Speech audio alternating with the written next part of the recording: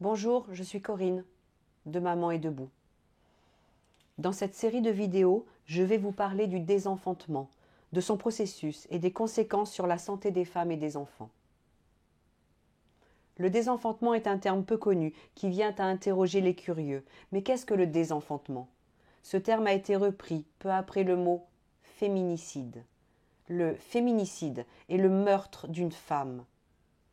Le désenfantement est le meurtre, psychique dans le meilleur des cas, d'une mère qui a voulu quitter son conjoint violent. Avec le désenfantement, on reste dans la sphère du combat féministe et humaniste. C'est un terme qui désigne un processus à l'œuvre dans les sociétés patriarcales où la femme subit des violences tout aussi extrêmes, dans l'indifférence, et parfois avec l'aide des institutions en place. Comme pour le féminicide, le scénario est déjà écrit. Que désigne alors le désenfantement? Le désenfantement désigne tout un processus qui consiste à priver la victime de violences conjugales de ses enfants au profit de leur auteur.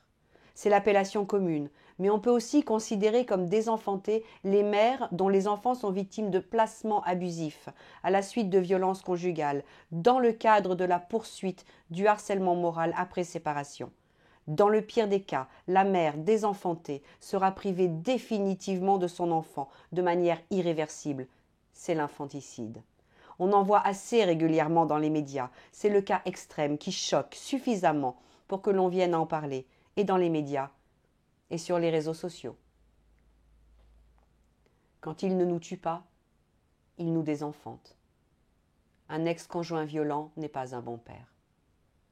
À Yann et à tous les enfants privés abusivement de leur maman.